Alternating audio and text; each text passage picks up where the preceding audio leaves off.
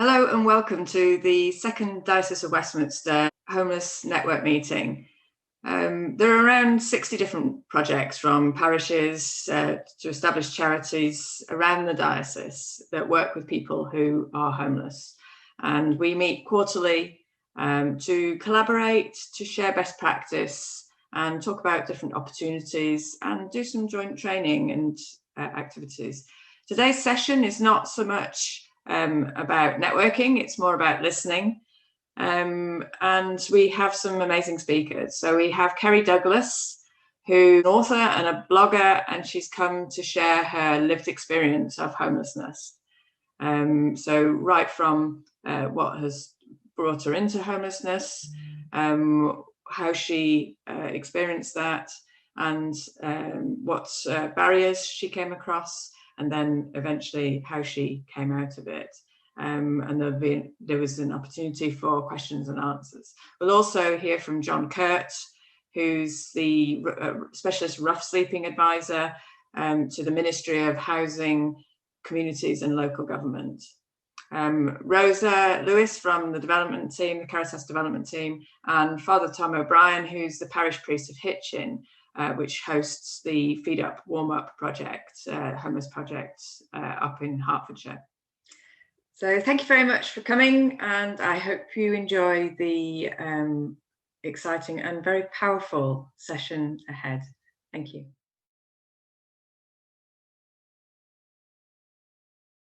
So throughout this, when you hear Kerri, when you hear Rosa, when you hear Father Tom, when you hear John, try and think about what that means to your project. What can you be doing?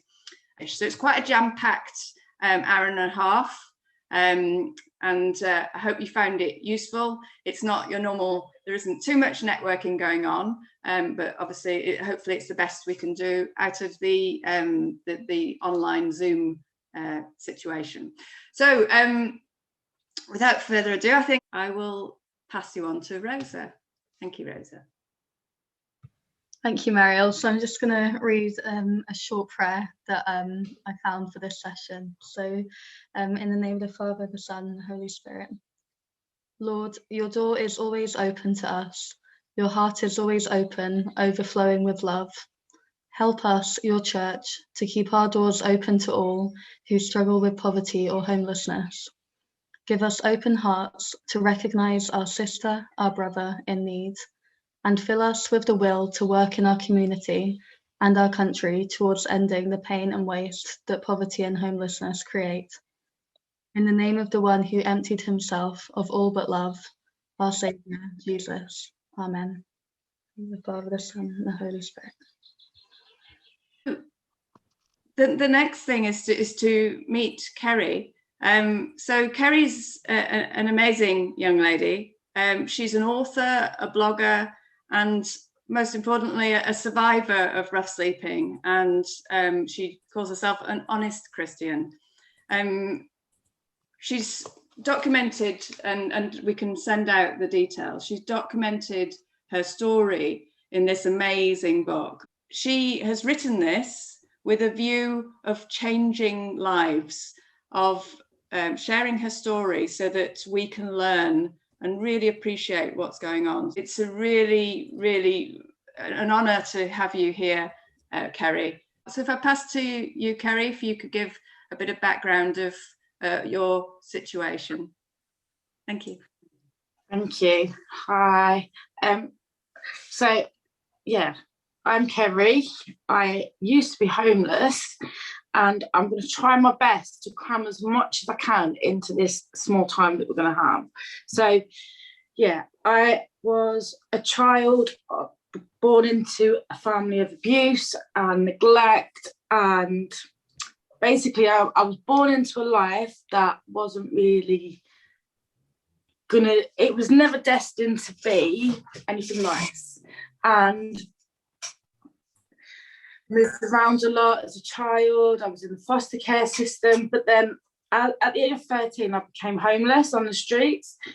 But when I was younger, I was cast aside, shall we say. Like, I was unloved. I felt like nobody wanted me, passed around from pillar to post. And then when I moving up and down from the country, and when I was 10, we moved to London, and then I entered the foster care system when I was 11. And then by the time I was 13, everybody kept passing me around as a problem rather than a child that needed a different kind of teaching or a different kind of environment to understand how to, and it's like, because I was different, because I had ADHD, I was written off as someone who was badly behaved, who wouldn't come under authority. So basically, when I was 13, I found myself on the Stroud within a bunch of homeless people. And for the first time in my life, I felt like I belonged somewhere. And I felt like that was where I was meant to be. I felt part of a family. And after that, I became a runaway. I became a chaotic child, labelled as a chaotic child, someone who's badly behaved, that was craving attention by running away from foster parents and running away to the streets of London to be taken home hours later by the police, because it's not, but then racing back afterwards to get there before the police. It was just a game, people was like, oh, she's playing games, she's doing this. But instead, they didn't realise that actually I was a little girl that was feeling like I didn't belong anywhere. I was just so easily discarded and thrown to the side. I belonged in the rubbish with the rats sort of thing. And when I found myself on the Strand that time, when I was 13, I actually felt like the people that I was surrounded by were basically just the same sort of people as me, and I felt like that was where I belonged. I felt like that was my family, with these people that understood me, and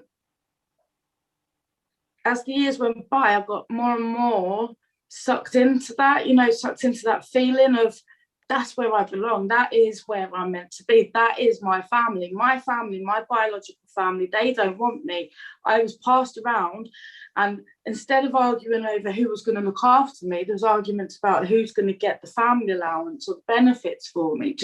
And these were things that I was hearing. So I just felt like, no, not interested. And then I became addicted to crack when I was 17. It was a very, very short-lived addiction, but I was like surrounded by drugs, and I just fell into that trap. And then I moved to Newcastle. I came back, while I was in Newcastle, I was given a flat. But because I was a care leaver, I was under a full care plan until I was 21. So social services, they had an obligation. They were literally my parents. They were legally my guardian. So they had a duty of care, but instead of actually following through on that, they kept basically leaving me to my own devices, which was the last thing that I needed.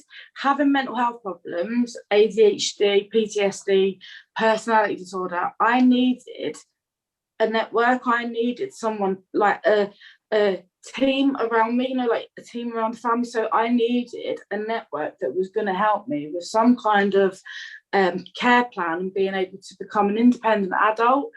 And because of the fact I've been passed around from placement to placement and family member to family member, all I knew was to get on my toes and just move from place to place and not make roots. So when I was 17, they gave me I went to social services in Newcastle and said, look, I've been sleeping on the streets in London and I need help and support. And they said, okay, what you need to do is you need to go to housing options around the corner.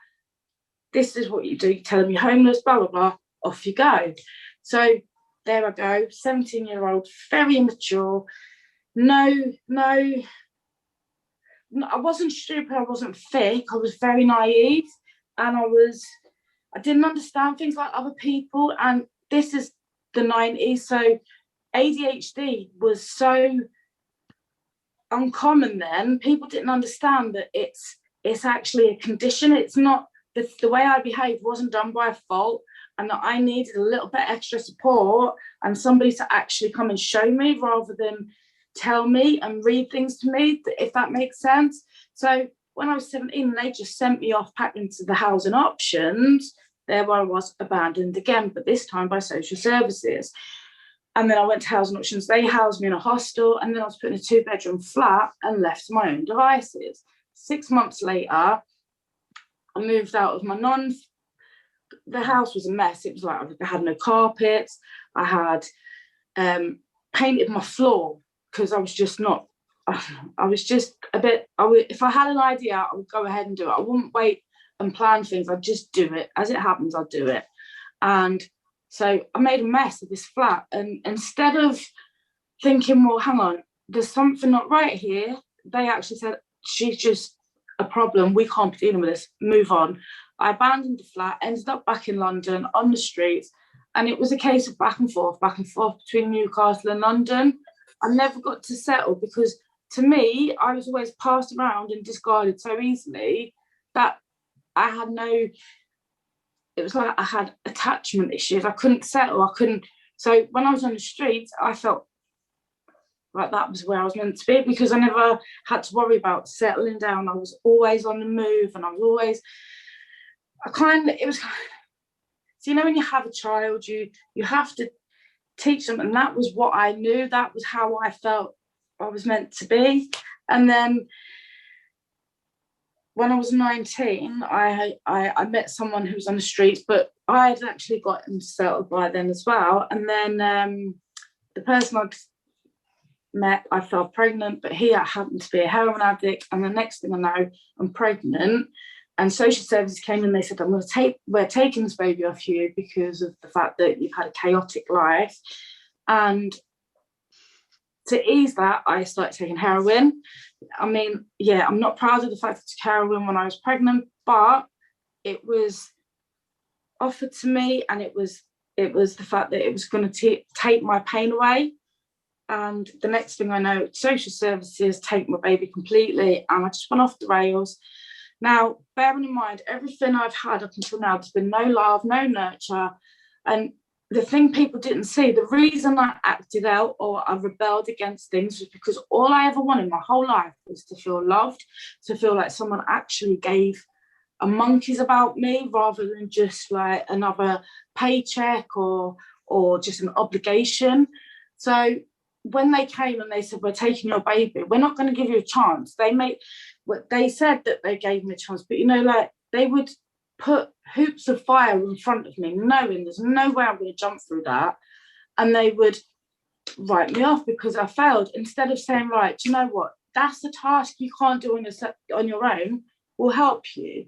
So it was, if it looked too hard of a case for them to fix, they would pass you on.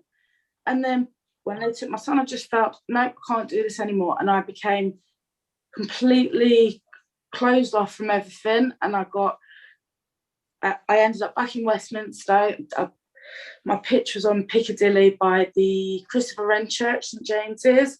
And that was where I stayed for the next 5 years and deteriorated from bad to worse to a point of a shell of myself. I just blocked off the world around me, took hundreds and hundreds of pounds worth of crack and heroin a day just to block it out. And nobody could come into my world because no one was going to hurt me anymore. And then one day I went to the soup run down the Stroud and met loads of Christians, and I got like, they came over, tried to have a chat with me. And to be honest, I've always believed in God and stuff like that. I've always known that there's like that faith thing, but I was like, I just wanted to get my soup and my blanket and stuff and just do one, because it's that whole, I really don't want to hear this, you're trying to brainwash me sort of thing. That was my mindset at the time.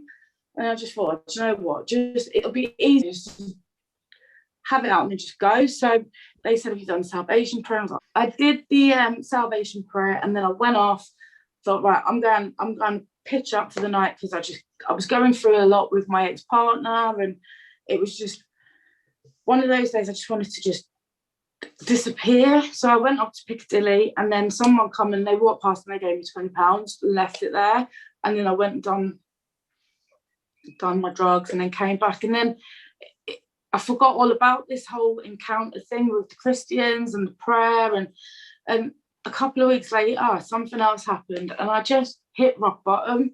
And I remember literally sitting there outside the Maltese embassy, and I was just like, I can't do this anymore. And I looked up and I screamed, and I was like, do you know, if you're real, you need to get me out of this now. And then from then on, it's been just like a roller coaster of like, I can't even. So within 3 or 4 weeks, I got into a hostel and onto a methadone program. But the way everything panned out from there, it was like all of those system blocks that are there within, like, you have to be referred from service to service without anyone communicating, and then you've got to be out so many nights sleeping. There's so many red tapes and so many guidelines when you're homeless that you have to like match up to get the support you need. And when I'd finally decided I was going to get off the streets and get clean this last time, it was like all of those barriers just disappeared. It was like, I can't explain it. It was like one thing after another that just paved the way for my rehabilitation. And then I got into a hostel. I had a few relapses and it was a bit turbulent, but then I was attending the drug project, the Hungerford on Wardell Street. And one day I went in there and they were doing like this bloodborne virus clinic. And I thought, well, I might as well get tested. I'm clean now. I'm not using any more. Just to be safe and sorry. Unfortunately, the results came back that I'd got HIV and hepatitis. And not long after, I had like this revelation. It was like a voice in my head, an audible voice in my head that said, if you don't get your act together and get off the streets, you're going to be dead in 2 years. And it kind of just, and I've never seen my little boy again as well, because my little boy had been adopted by now. And it was like, you know, that moment where it's like, I can never go back now. And I haven't. I got clean 12 years ago. I got off the streets. I moved to Newcastle. I had to move from the environment that I was surrounded by to be able to break off all the people that I knew, the patterns. And yeah, I moved area and then I moved back to the area. But I was in a place where I don't want to go backwards anymore. I want to move forwards. And I then fell pregnant with my twins. I was blessed with my twins. And I've just gone from strength to strength. But I had 3 amazing people in my life. And it's like, I see now, looking back, all of the things that have happened because it's just blessings, isn't it? You know, like, and you get surrounded by the people that you need in your life. And these people were just what were needed to be able to help, because they took away the fact that I was just another service user, that I was chaotic, and that they saw past that. They saw that I was a troubled young lady who had been through so much pain that was unnecessary. My child was stolen from me because I was never given a chance growing up. I was literally put in a position where taking heroin was the only thing that's going to make me feel better. You know, it was, yeah, I think you've described it so well there. And you know, reading your book, Kerri, it's people within the service, within the system that helped you, people that were at the other side of the door when you were having a mental breakdown. It's who are people that we know now in Westminster City Council. And it was the church who basically, when your kids said, I want to go back to church, I want to attend every Sunday, you know, the church gave that and wrapped around you, and gave you the care and belonging that and the love that you've been crying out for. So you know, that's amazing. It's such a good testimonial. Now I've butted in, Liz. Do you want to come in and lead the Q&A? If somebody, we can carry on talking as we've got. We can have another 10 minutes of questions if from the floor, and we've got some as well. Thank you so much, Kerri. Thank you. No worries. Actually, let me go to the group. Is there anybody in the group that has a question for Kerri? Oh, James. Hi everyone. Hi Kerri. Hi Meriel. Kerri, 2 things. One is just thank you. Explain where you're from, James. I'm from Housing Justice. Thank you very much for sharing some of your story. It's amazing to hear. Thank you. I just wondered, it feels like a bit of a, I don't know, a bit of a funny, maybe a predictable question, but for people that are either working in homelessness or for people that are volunteering, what would you say to us in terms of both what we could do, but also how we could do it from your perspective? Like, what would you coach us? What's important? Do you know, I'll be completely straight up and honest, and I know a lot of services will actually disagree, and I know that as a service of volunteers or workers, you have to safeguard yourselves and people that are in vulnerable positions, but at the same time, I think that barrier of service provider and service user, that needs to go, and we need to look at the thing of homelessness as a circumstance and not just a problem that needs to be fixed, you know. And it's like, by making the people that you're trying to help feel like they're actually human beings that we care about, rather than just people that just, again, a problem that we're trying to fix, you know. It's like that whole loving them, even though it, like I said, you've got to safeguard, but you've also got to make people feel like you're doing this because you love and you care about them, not because you just want to do a job or get paid. And I think so many people fall through that system, that homeless, the children's system, like the social services system, and those people are just, those kids or become adults just feel like they're just not worthy of a proper support, and they're just like, the service provider's just doing another job, you know, and it's just another paycheck. They're not doing it because they give a damn, it's because it's just, you know. And it's removing that. It's about showing them, actually, this is not just a job to me. I'm doing this because I actually care about getting you off the street. As soon as go away and in like a support worker, that with someone that's actually used services their whole life, that doesn't want to face their problems yet, that is not in a place that's ready to move forward, going in trying to make them face their problems, talk about their problems, that's just going to put more and more barriers up. Because if they're not at a place where they're ready to accept the help, it's not going to happen. So it's about having that patience, that individual patience, and looking at people as individuals and not as a whole, you know. Like, there's no one size fits all in resolving homelessness.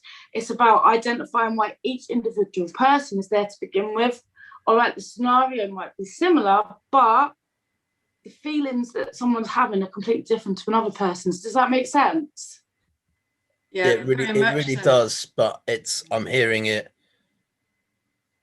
It's weird. There's nothing new in what you said, and yet I'm hearing it afresh. So it's really powerful. So I'm really glad. It's really good for me to hear that again. Thank you. No problem. Yeah. At our last meeting, we had the Mayday Trust, who I know you're familiar with as well, talking about strengths-based approach, and that is definitely, that feeds into that. The church can offer so much more in terms of being non-judgmental and listening and being loving and kind and supportive. But also, I think you've had that experience from certain individuals in services as well. Are there any other questions? There's some nice comments through there. Oh, Jason. Hi, Kerri.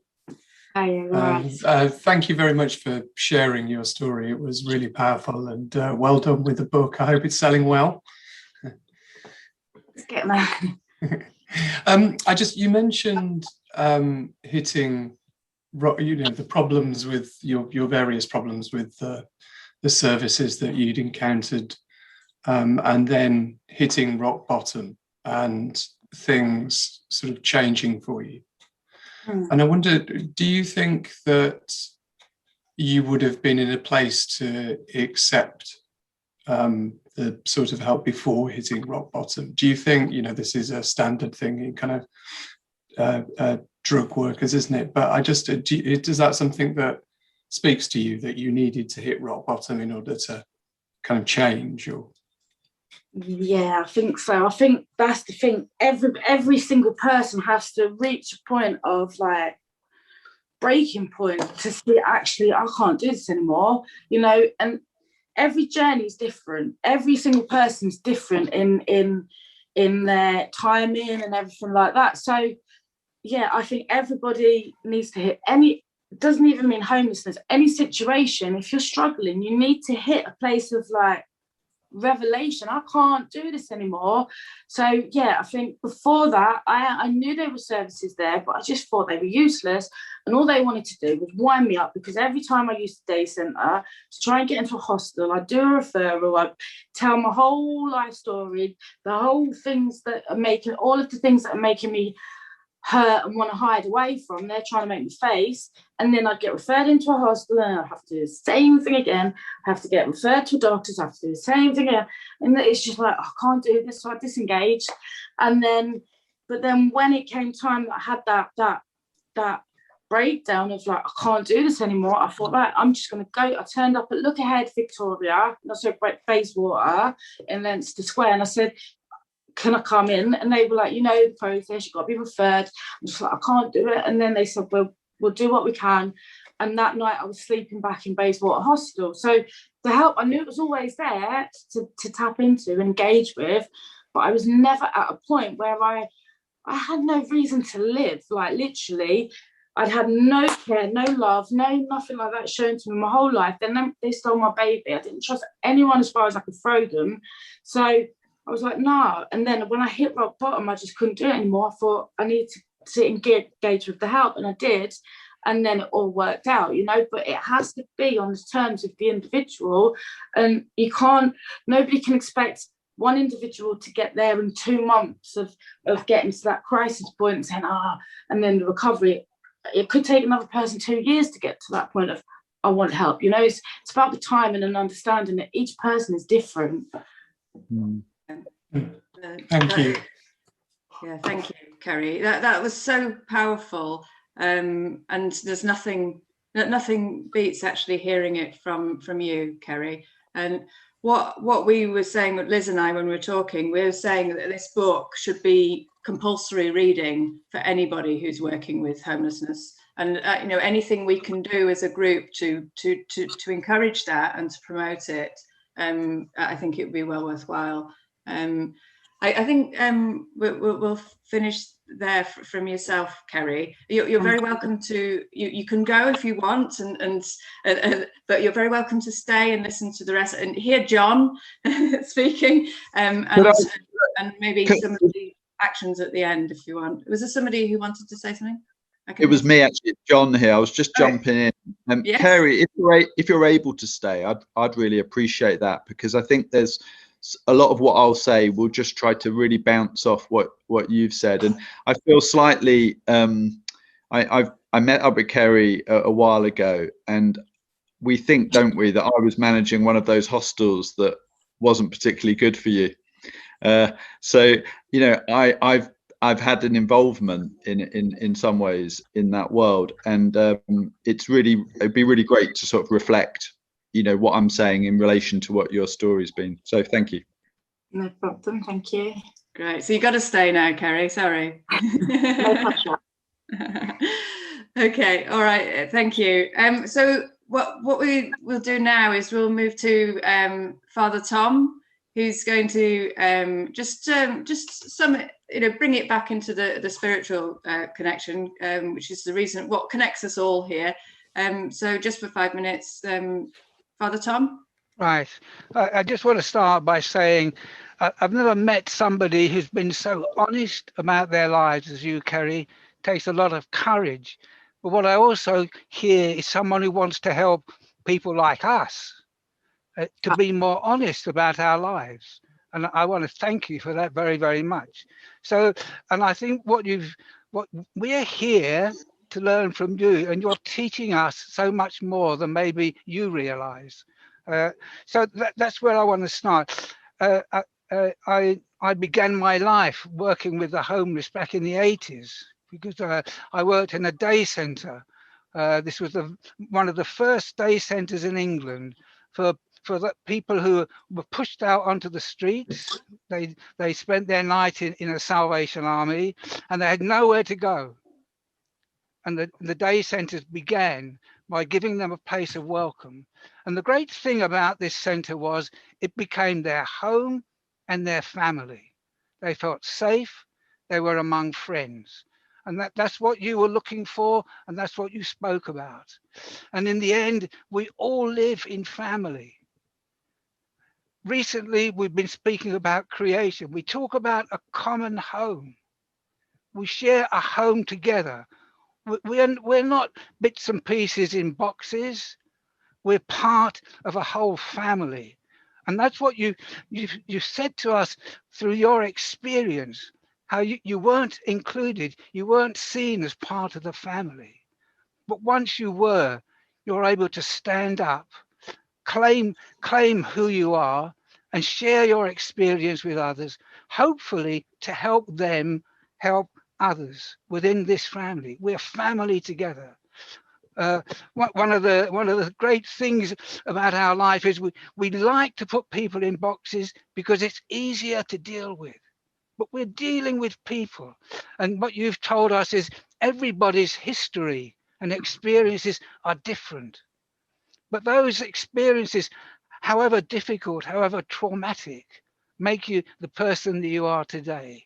And that's what you're here among us to inspire us to live our lives with that same courage, to share our difficulties, because that will help others face their own difficulties, knowing that they're not alone.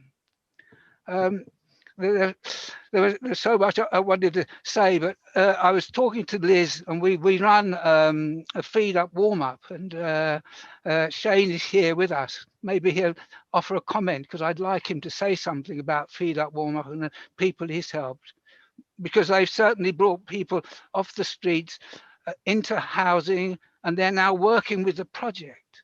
And the things that have come out of that project is the kindness, the empathy, the compassion, the love that the people have for themselves. They share that. We learn more from them. I don't like the word them, but we learn more from this experience than we give. And I think you're telling us that today, Kerri. So once again, I want to thank you. I think what you're also talking about is some basic needs that we all need, which is to feel that we belong, that we're of value, that we have something to offer. All of us want that, and you've reminded us of that today. So when we work with each other, it is working with and not for. We work with people. I did work a little bit with London Citizens. I was in London for about 7 or 8 years. And that was one of their project, was always to bring the people who they wanted to help as part of the group that would come to appeal to ministers, to people who make the decisions. They spoke about their lives just as you have. And it was their story that brought about the living wage. Because when the top people with all the money heard how other people lived, it brought them down to earth, and they realized we've got all this money, and they struggle to survive from day to day. So really, I want to thank you. But I really think today's been very special. You've moved a lot in me. My mind is a bit like yours in the sense that it wanders around, as you can hear as I'm speaking. It wanders around looking for the right word, and I don't always have that. But yes, today you've inspired me particularly, and I think by looking at the screen, you've inspired very many, and I want to thank you for that. Okay, thank you so much, Father Tom, and I hope you'll stay with us to give us a closing blessing at the end. Thank you. Okay, next, if we move on, I want to introduce Jon. I've mentioned him already, but Jon's worked with people affected by homelessness and poverty for 25 years plus, probably more now. He's the former CEO of West London Mission, and is now a government advisor on rough sleeping, focusing on how faith and community groups address rough sleeping. So thank you very much for coming along, Jon. I look forward to hearing from you. That's great. Well, thank you very much, MERIEL. Thanks for the invitation. It's really great to be here with you all. Yeah, it was great going up to see Kerri where she lives and talking with her. And I think these opportunities for someone abled, I've got my gutter to glory here, and you know, I would really recommend people get hold of it, because the stories and the ability to actually articulate and get your story down is so vital, and it's so important. And I've got various slides and things that I hope can maybe help frame some of what we've been hearing in ways that can kind of correspond and make sense. But as I said, it really makes me reflect. Between 1997 and 2002, I worked for Centrepoint, which some of you may know. I was managing hostels. For most of that time, I was in Soho in central London. And I look back on the services that we were running at that time quite self-critically, really, and especially listening to what Kerri said, because I think even the location of some of those services was so enmeshed in the problems of Soho, the sex trade, the drugs, the begging, the shoplifting. It was like, it was so hard as a manager of those services to create much transformation, if I look back, because you were so kind of mired in a lot of the challenges. So what I'm going to do, I'm just going to share my screen, and I'm going to give you a little model that I've got here. Okay, here we go. So as MERIEL said, my job, can everyone see that okay? Yes. And my job is, I'm now working for the government, which I've been doing for the last 2.5 years. But I've always really worked for charities before that. And my interest really is the relationship between church work and faith work and the local councils and a lot of the large charities. And I was actually introduced to Kerri by St Mungo's, which is the largest homeless charity in the country. And I think it's that relationship that really interests me. And just to sort of build on what Kerri said, there's this quite simple model that I've used, because I think rough sleeping and a lot of the issues we're concerned about is a bringing together of all of these different issues. You know, most people sleeping rough are from materially poor backgrounds. So issues around the lack of affordable housing, benefit problems, unemployment, debt, they're all really important. And that's what you might call a poverty of resources, not having what you need. But of course, as Kerri's story really emphasizes, that's not the whole issue. There's other things that are non-material.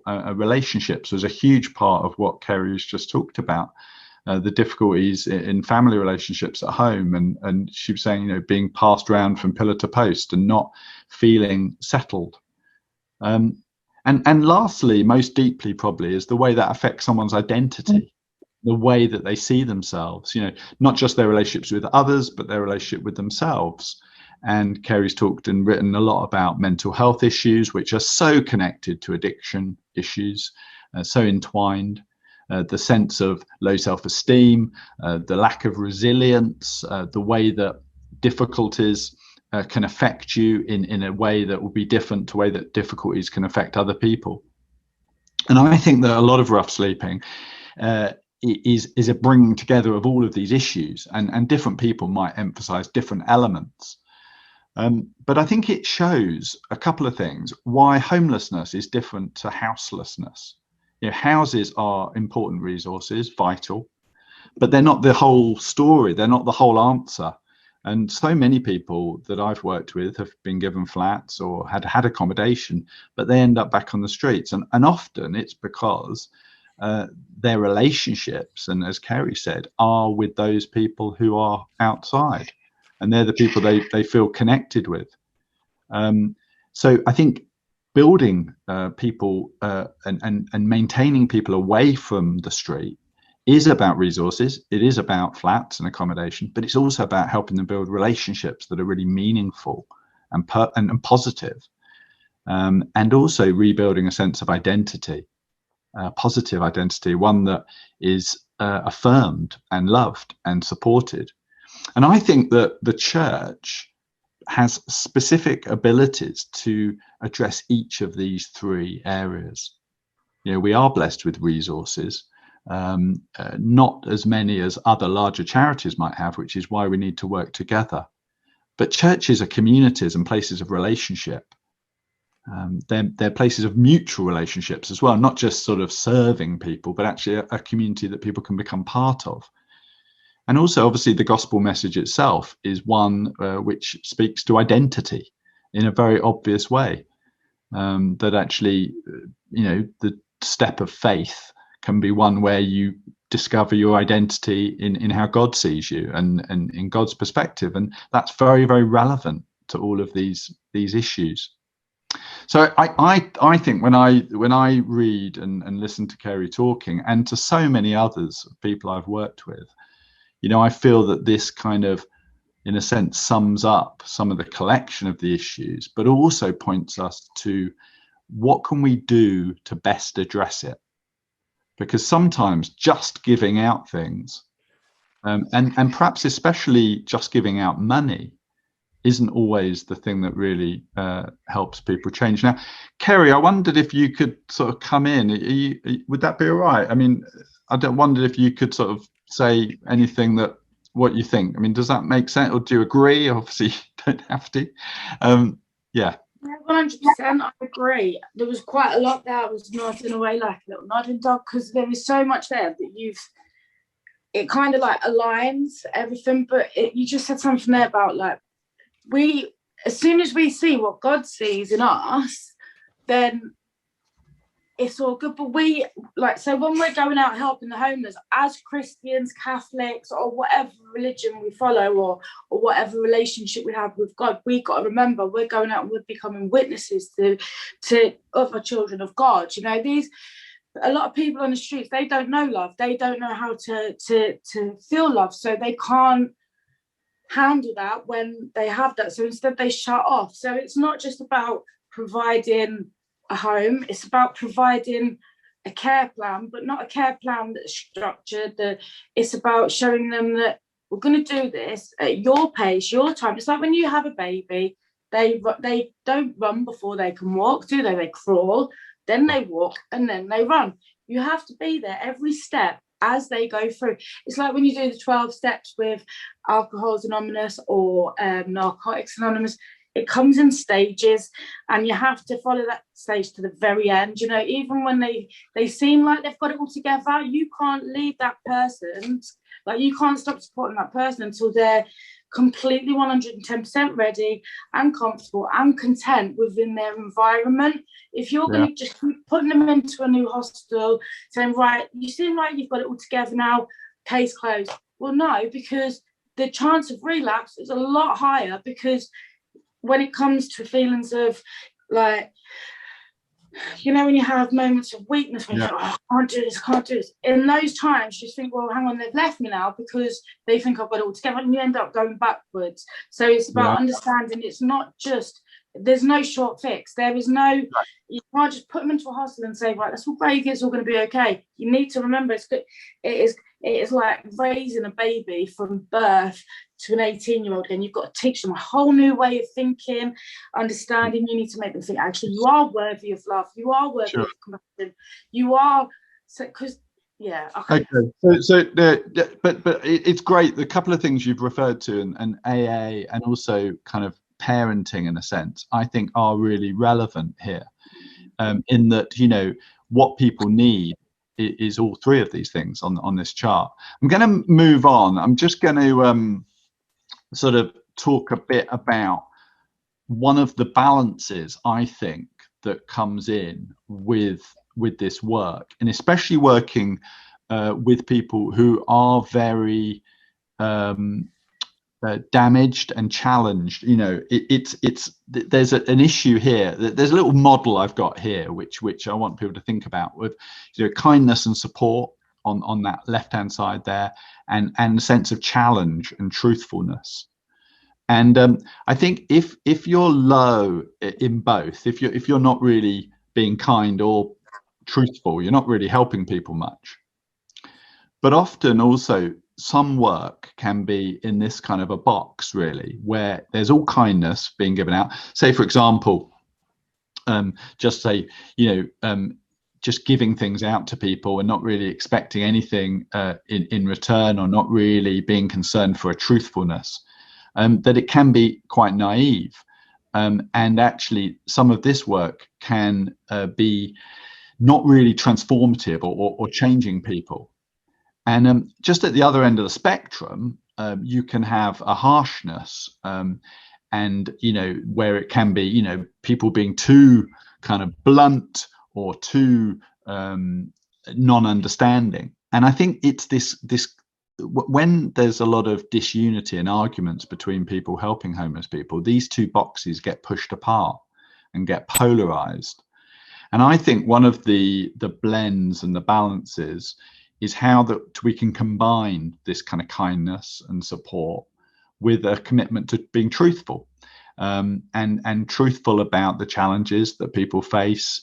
And I think this is a sort of connecting to what was just being said about families and stuff. This is a kind of blend that a lot of people have to maintain as parents. Certainly it's true for me. I've got 3 teenagers, and this model is very appropriate, really, for my home life as well, because part of the challenge, part of what truthfulness brings, is boundaries and a sense of, you know, being held, and that you are being, you know, there is kindness and support, but it's got to address reality. And I think for Christians this is particularly important. There's another just a little chart here where I've got on the left hand side a sort of emphasis on grace or kindness, and if you look at these words, these are often the words that really motivate a lot of Christians going out to do this work: unconditional acceptance, and giving people another chance, showing compassion, support, advocating for them, treating them as a guest, hospitality, generally saying yes to what they offer. That's a lot of what motivates groups that go out into the street and who run night shelters, etc. And that is vital and brilliant. But I don't think it's enough by itself. And I think there's also this emphasis on truth or challenge, where, you know, if you run any kind of service, you do have to enforce rules, you do have to maintain boundaries, you do have to challenge people, and especially empowering them to make their own steps. And of course, you know, when you're dealing with complex issues, there's issues of assessment that are needed. And you know, especially if you work for a local authority, they have to say no an awful lot. And the reason I show this chart is because I think both sides are really vital. And I think a lot of the best services combine these things. You know, it's not about one side or the other, but it's about how these things can really work together. And I think that's one of the big arguments for why faith-based work needs to work alongside the professional work, because there's an emphasis on one side, on the left-hand side, of a lot of church-based work, but then the professional work can be more on the right-hand side. And I think it's the combination of these two that I think is really vital. I'm going to pause there. And Kerri, do you want to sort of say anything about that? Yeah, I remember when you came to visit me here in Liverpool, and you were talking about the whole grace and truth thing. And honestly, I think that is the secret key, because it's about having that, like I said, it's about teaching them a new way, isn't it? It's about teaching these people that help them off the streets a new way of living. And by doing that, you have to be, sometimes the truth hurts, but by being honest, you're actually, they can take more from that. Do you know what I mean? But at the same time, it's got to be that, the grace as well. I just think that is it. What you're saying there is just, that's pretty much bang on, really. Like, you have to have that balance as well, don't you?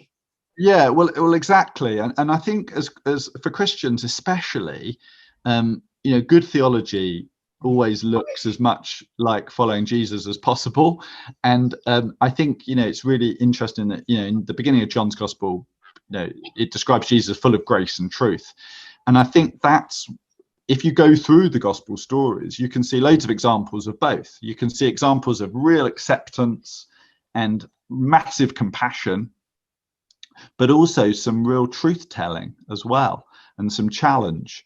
And I think that's what love looks like, essentially. I think sometimes it can be a little bit easy to be on one side or the other. It's relatively easy just to give out stuff and never really challenge someone.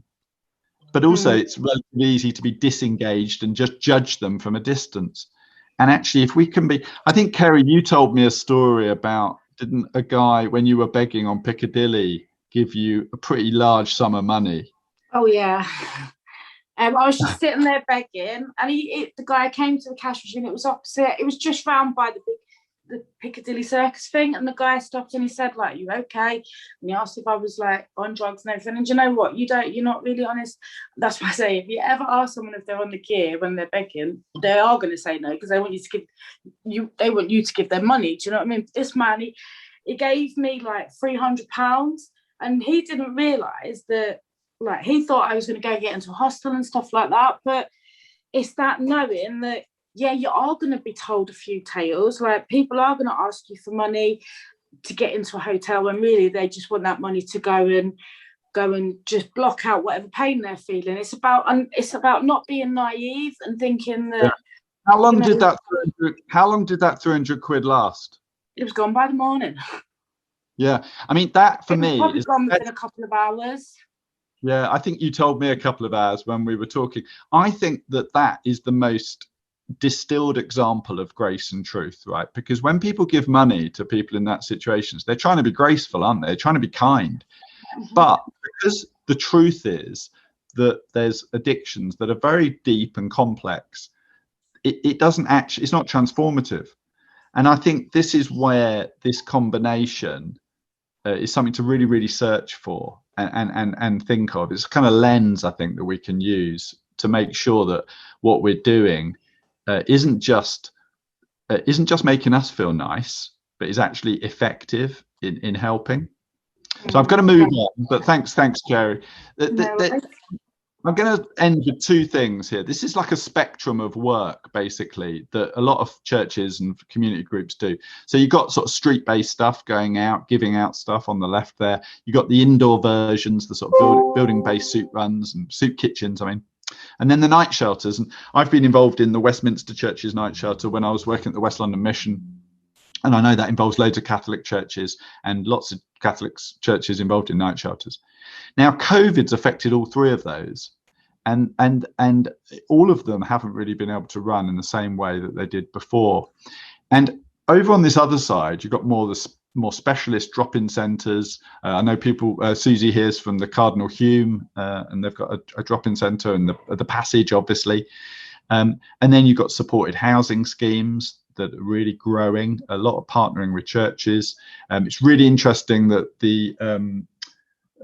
we've got representatives from the Lazarus scheme, which is a new kind of supported housing scheme that is sort of in preparation at the moment. And then lastly, kind of befriending and tenancy sustainment. And these three words at the bottom are the three headings of the government strategy around rough sleeping. So it's the strategy that I'm working to fulfill. And I would say that I think there's a really interesting switch going on from people focusing at this end, the street-based end, actually over more towards this right-hand side.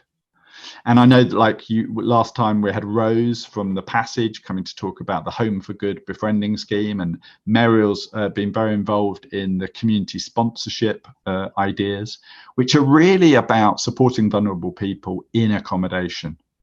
And instead of being focused on the street, because rough sleeping is in a far better situation, especially post-COVID, I think there's a real opportunity for churches to focus more on the right-hand side of this chart. And I think that's got a lot of positives to it. I think that it can be a lot more empowering. for people. It can be a lot more strengths-based when we're really looking at how to support them in accommodation, how to help them, address their loneliness, address their food challenges they've got, with their budgeting, with supporting them in maintaining that accommodation. Now, it's less glamorous in a lot of ways, or perhaps less exciting, or less obvious than some of the stuff on the left-hand side. But I'm a real believer in churches sort of using their skills as people of community to support people in their accommodation, and things like the community sponsorship or Home for Good offer us really, really good, tried and trusted methods of doing that. So that's one of my sort of emphases. And I think just lastly, and it's especially relevant listening to Kerri's story and especially reading her book and the title, From Gutter to Glory, that faith and spirituality is very relevant to the journey of people coming off the streets and to the questions that a lot of homeless people have. And this is a report, it's called Lost and Found, Faith and Spirituality in the Lives of Homeless People. This was written in 2013 by the agency Lemos and Crane. And they're a secular agency, and Carwyn Gravel was the author, and he's actually an atheist himself. So this isn't a kind of Christian propaganda, but this report found that faith and spirituality was very relevant and important to homeless people. And it interviewed 75 homeless people as a basis. And of course, we've got to be careful about how that's done. There's a lot of things to avoid. In terms of proselytizing or pressurizing and all of that.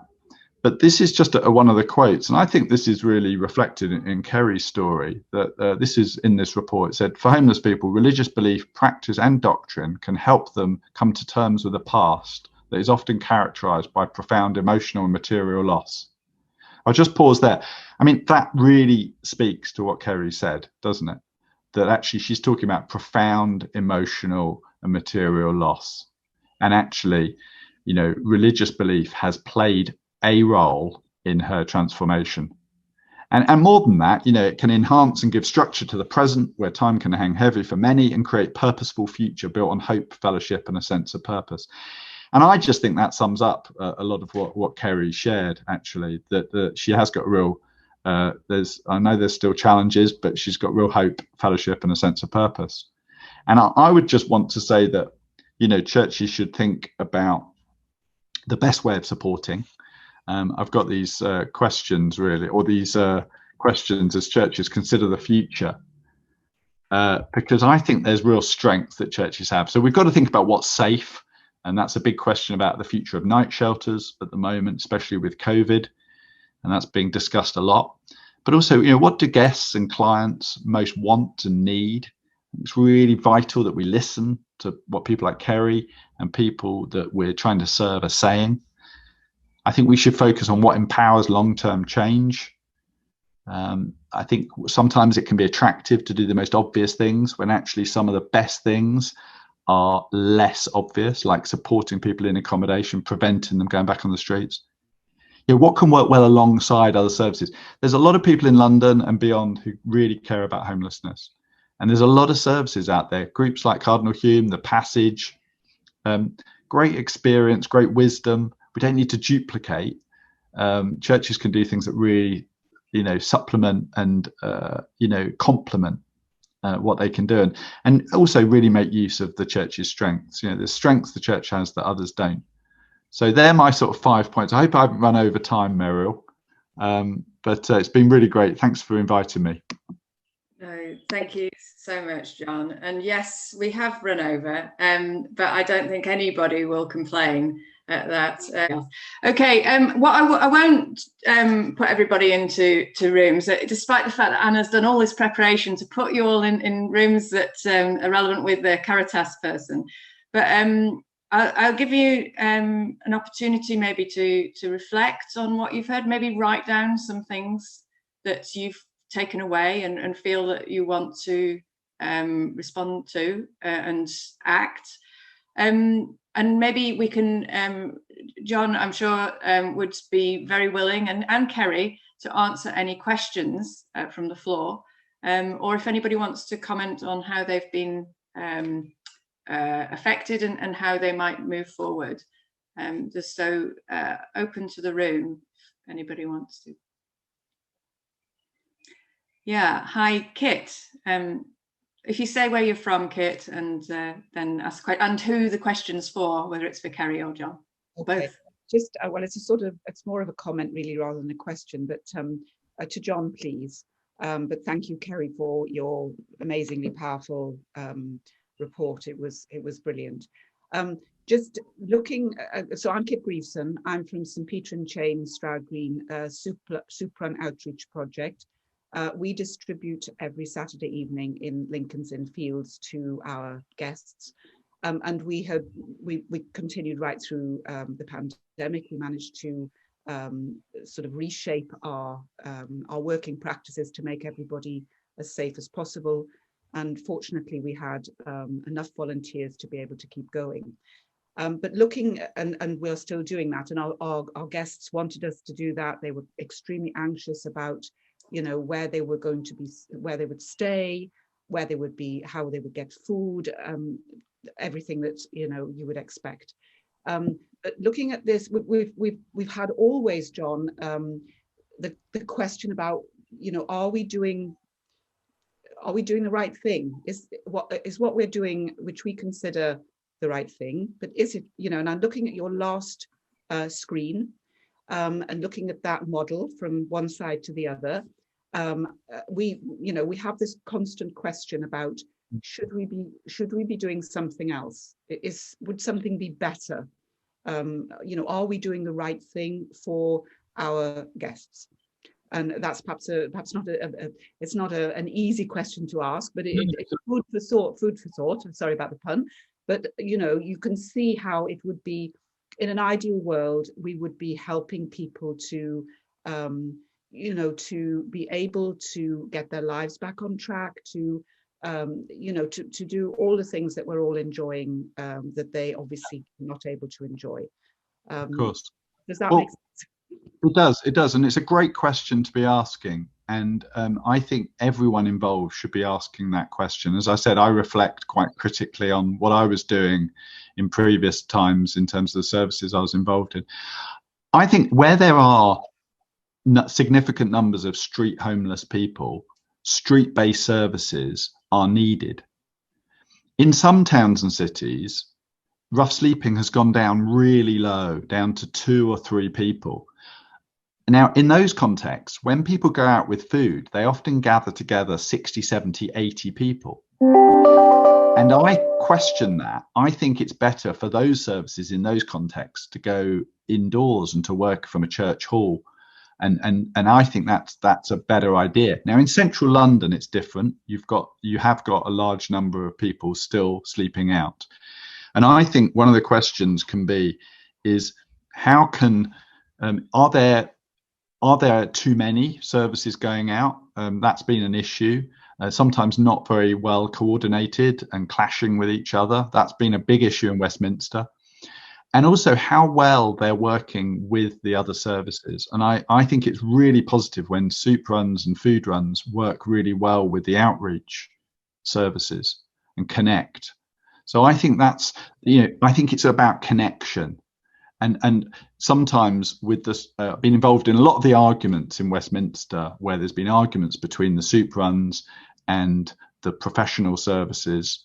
And that's a real shame, I think. You know, it's so important when we can work together and look at how the trust that you have with the guests can be combined with some of the professional expertise or the access to resources that they have. So that's what I'd emphasize. Okay, thank you. Thanks, Kit, and thanks, Jon. Caritas has developed a programme called Road to Resilience, which helps parishes to reflect on what they've been doing through a programme called The Why.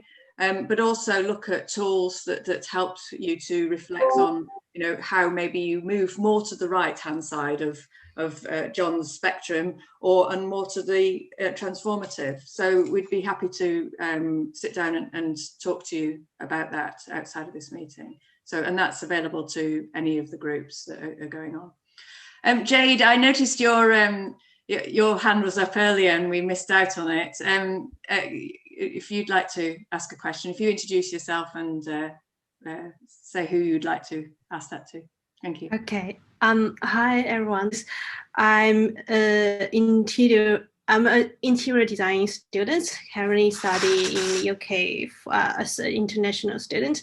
So I've been to so many places in the Westminster already. I'm not sure from the homeless people's real perspective, what can I get for them? Yeah. Jon, have you got any comments on that could help Jade to connect, or any particular, are you aware of any projects that are, you know, or is it better to speak offline? I think it's great to use your skills and for the benefit of charities. I think loads of charities would love probably to be able to get, especially design and the smaller organisations, design skills and using them. I think that's a really good way of thinking. And I would encourage you to be talking to the charities that are local to you about what they need. I always encourage churches to talk to local authorities. What do you need? Where's the gap? But sometimes, as I said, the most obvious things aren't always the best. And there's a lot of people concerned about homelessness. And I think there's, you know, mentoring or befriending someone on a one-to-one level could be the best thing you do. I think, you know, sometimes the big gatherings, you know, they're not so needed as some of the one-to-one. Yeah. Okay. I'm happy to follow up with you after, Jade. I've got your details. So yeah. Thank you. I don't know who is next. Let's shall we hear from Shane, because Father Tom referred to you earlier as well. So Shane, do you want to say something? You're on mute. Firstly, I just wanted to say, Jon, you talk a lot of sense, and a little bit about me is that Liz don't like me calling myself one, but I'm a recovering drug addict, and I've been on the streets. I spent 3 months on the streets, which felt like 30 years. So in regards with what's been said this afternoon with Kerri, especially around the trauma in childhood and push pillar to post for the government and the council and social services and all the other projects around me. I was lucky enough to be found after 3 months and offered a rehab, which was paid for by a ministry, by a church actually, by like a Pentecostal church, I think it's called. Yep. And I'm now running a project that's very, very similar to the one that saved me all those years ago. And I say saved me because they did. A bit like Kerri and the place that she went into, and to receive the love and support, the wraparound. Feed Up, Warm Up, for me, when I was naming Feed Up, Warm Up, Feed Up is obviously the food. Food poverty is a big thing in my eyes, and in our local area it's quite strife. And the warm up isn't necessarily, although we do provide it, the homeless outreach products that you may need on the streets to make you comfortable, but mainly the main idea for warm up in the name is this, is the wraparound emotional support, education, guidance, friendliness. In our drop-in centre, we've got listeners. All they do is listen. And Kerri, I'd love to meet you face to face, but Liverpool, that's quite a long way away from Hertfordshire. But if you're ever down this neck of the woods, then feel free to pop by. I have actually got to let someone into my office. Thank you for inviting me. Shane, thank you, because Shane's story and the things he shares, these are such important things to listen to. So thank you. Yeah. That's great. James, just a quick one, please. Sure. I just want a reflection, really. Jon said connection. one of the things Jon says, the word connection. Kerri talked about human beings, love, care, and that being able to sense in that interaction that this is there's heart, that here's someone who cares, and maybe that goes both ways. And I suppose it's a bit of a reflection to anyone from a church or anyone who is volunteering or wants to volunteer as a befriender. I don't know the terminology, that I just think that is so valuable, and you don't really have to know a lot about homelessness, because you're held in good projects with good training, good support. But I think just being able to walk alongside, listen, and that sort of mutuality. And it's the way I thought about it was a bit like, imagine that you're befriender and you're walking a journey with Kerri, but you don't know Kerri's story, so you have no idea what you're going to find out, and so I just think there's so much to be said for. So the words I had were heart.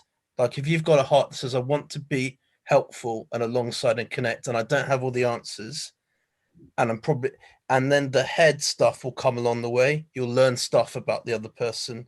You'll learn, I'll just share quickly, my sister-in-law volunteered at my old night shelter, and she told me all about her encounter with a guest who I knew because I was running it, and they played table tennis. And in that one game of table tennis, my sister-in-law, all her views, her head about homelessness was removed, because she encountered somebody and so separated out her circumstances from who she was. And she could see a valuable human being who she liked, who she could relate to. And so I could say more, but I just think there's so much to be said for starting with a heart that says, I don't have all the answers, but I want to help on the same level. Thanks. I think Jamie was keen to talk there. Okay, Jamie. I volunteer alongside with Shane at Feed Up Warm Up. Now I've been with them coming up 2 years. I originally went to there for help myself. Long story short, I've spent 8 years since I separated with my first partner. I've living in garages, etc., etc. Anyway, so basically, I went down there to help. Well, to get help first of all, but I decided to try and help instead. Now, the point I'm trying to make is critical to get to know the person, not the heroin addict, not the homeless person, not the person with the mental health issues. Who is the person? It's really that important, because one of the things straight away when you go into any service, they want to know what drugs you take. They want to know your mental health. They want to know X, Y, and Z. So straight away, you're stripping that person bare who's already someone really, really heavily uncomfortable for so many reasons, whether it's from childhood neglect, abuse, etc. That's kind of where I'm from.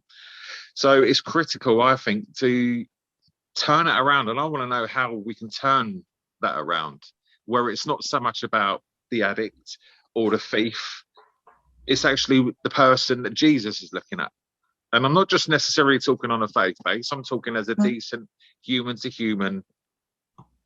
I just want to know what can be done, and if anything is lined up to change this.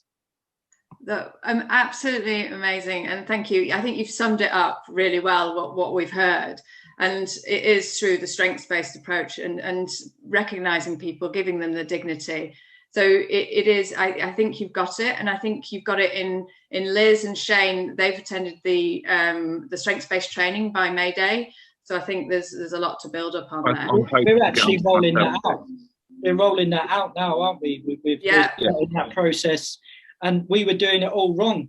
Now looking at it, but you learn by your mistakes, don't you? Yeah. Well, hopefully that May Day training, the 16 groups that were involved in that training will continue to meet regularly, so that we can understand and learn the journey that they're going on. So let me just do a quick sum up before I pass on to Father Tom, if that's okay. So this has been so powerful, and thank you so much. There is nothing better than listening to people with lived experience, and also obviously from Jon. And you know, Kerri has joined us, especially she's zoomed in from Liverpool area, but we're reminded that we have Jamie, we've got Shane, and we have others in our neighbourhood that that can also continue this conversation and continue to talk to us, because it is important that we're shaped by people with lived experience. You know, Pope Francis very much talks about the encounters that we need to have, the knowing the individuals, and that heart, that love, that we as a church, as Jon said, we have that. We have the resources, we have the relationships, the love, and we can that we can help build identity and purpose. So I think it all fits in absolutely amazingly. So thank you so much for everybody today. We will have our next event on the 26th of August, so right at the end of August. And I hope, you know, we'll have another interesting and dynamic conversation. And maybe Jon, you could come up, maybe Jon and Mark Brennan could come and talk about the winter provision, because that's the time when we should be thinking about that, but we can talk about that offline. And if any of you've got any ideas of things about what you want to talk about, aside from what you've already told me, then let me know. But we've got a long weekend ahead of us. Jon gave some good things to think about. So please don't go away from this and forget everything that you've said. Please take some time over the weekend, over the next few days, to have a think about what you've heard today and how to respond. It is important that we do take action and change the way we're doing things in response to people. Okay, if I could hand over to Father Tom. Is he there? Yes, Father Tom. Sorry, you had a meeting at 5. I hope you're okay. Oh, yeah, we're right. I just want to say, for many years as a priest, I've always thought I've been working for others, for the community. And we live stream our masses. And I realized that I'm being welcomed into their lives as a priest. I'm being welcomed into their lives. And when I think about homelessness and the people who are homeless, I'm being welcomed into their lives. And in my prayer now, I think you become aware that as we go through the prayer, we journey together. We're not just concerned about one group of people, we journey together. So this is my final prayer. Precious Holy Spirit, we come to you with a broken heart for all our brothers and sisters in Christ who are living with no security, no shelter, and no safety from the outside world. Please be with all the men, women, and children in our world who are homeless. We pray that they will receive extra warmth, peace, and guidance that only you in your great love can give. Send your angels to watch over, protect, ease worries, and provide them with opportunities for a better life. We recognize that we journey together as one family. Give us all hope where there is no hope, and provide us with the wisdom to work through all our trials. Lord, let each of us know that we are loved, prayed for, and that without exception, we are all your precious children who will never be forgotten. In Jesus' name we pray. Amen. Amen. And I pray God's blessing on us all through the Father, the Son, and the Holy Spirit. Amen. Thank you very much, Father Tom. And thank you to everybody. Thank you to Jon and thank you to Kerri. Really, really powerful session. I will be sharing the slides. Also, go and get that book from Kerri. We'll make sure you have a link for that. Okay, thank you very much, everybody. Okay, see you soon. Bye-bye.